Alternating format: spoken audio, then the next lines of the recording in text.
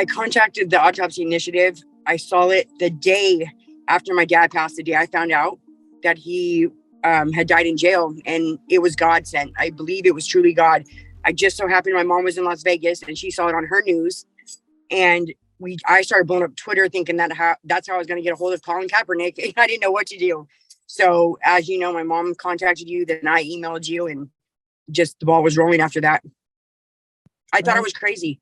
I thought that I wanted it to be more than it was, because I didn't want to believe my dad went in there and just died on the floor. The next day they called me and they said, Jennifer, we need to ask you something. And I said, yeah, what's going on? They said, did your dad happen to tell you about being in a fight? I laughed. I was like, what? And I said, he goes, I'm watching the video right now. I said, well, if you're watching the video, why are you asking me this? And he said, just routine questions. Did he happen to mention how the deputies treated him? And I said, why are you asking me this? And they wouldn't answer. Routine. I'm all, this doesn't sound too routine. And then I got to view my dad's body the next day, and I saw that mark across his forehead and back into his hair, and I knew something was wrong.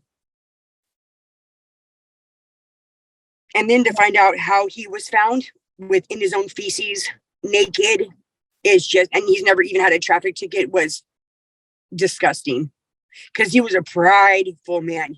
And to know that he was trying to poop all over the cell just breaks my heart. The minute they asked me if my dad had been in a fight and how the deputies treated him, and they wanted those videos, something in my brain, I swear it was like a light switch, just clicked, like, And I'm like, why are you asking me these? And my twin sister kept telling me, stop talking to the police. And I was like, I'm not saying anything I wouldn't repeat again. I want the truth. I want to know what happened to dad. And then when he stopped answering my question, I said, how was my dad positioned when you guys found him? He said he was sitting up just with his head tilted forward, like he was sleeping. Well, we found out that was completely false. He was on the ground in feces. So when you lie, you hide something. And then I saw his body the next day, and I knew that something had happened. They're not telling me. To die alone with dementia, of all things, like, it's just awful. There's something about Colin Kaepernick. And I was like, the ex-Niner, and she was like, yeah. And I'm like, when? She's like, about an autopsy, because I was already talking about getting a second autopsy, but I couldn't afford it.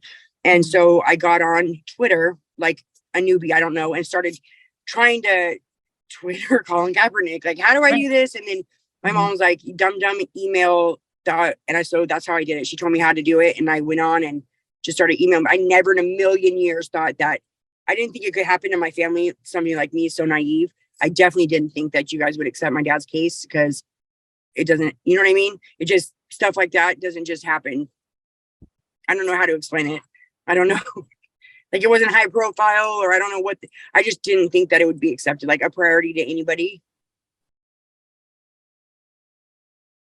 I cried for 3 hours when you guys accepted it. I was like, I told my fiance, I'm not crazy. I know something happened to dad. And he's like, I believe you. And I said, yeah, because you have to right now. That's what you're telling me. But I really thought I just wanted it somebody else's fault. But I knew that showing the pictures and stuff, that people saw what I saw, something's not right. And I just felt hopeful that the truth was going to come out and somebody would be accountable. It validated everything I thought.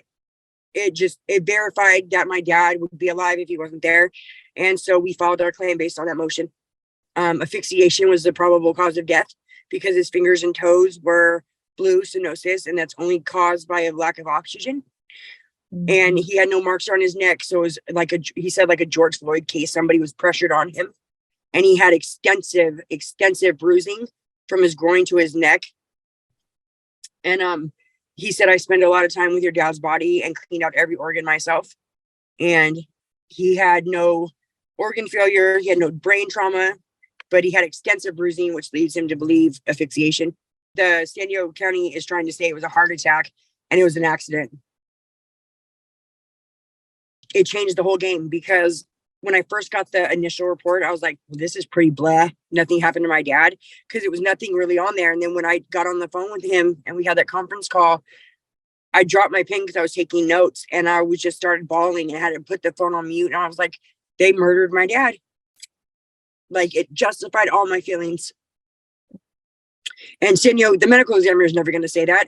And she made it very clear when I spoke with her that She goes, I do not work for the same people as the sheriff. We're independent. I said, well, the San Diego County medical examiner, San Diego County sheriff, like, you guys are one and the same. And she was like, we're not the same. I said, well, it seems that way to me. 31 interviews, 4 podcasts. Now I talk to the Sports Illustrated. I will not stay quiet until something changes, until there's reform in some way, because this isn't fair. My dad was 67 years old, a master mechanic, and was far from his dying day. To know that he never even had a traffic ticket, and his first encounter with the police, he died. And for what? If something's got to come out of it, I won't let him die in vain. I can't let him die in vain. You guys have justified to me that I'm not crazy. They did something wrong. And now that this happened, I've done so much research. And that's what every day consists of, is doing something to find out a law or how they're breaking it or what's going on. And this happens all the time. And it's sad because they are humans and not animals. I don't care how little it is or how crazy somebody thinks they are. Get a second autopsy. Get the truth out, because they're not going to tell you the truth. They're trying to cover their own butts. Absolutely. Yeah. Because people think this is what I thought. Oh, they'll never pick me. I'm just from some girl from Escondido. They're never going to pick me.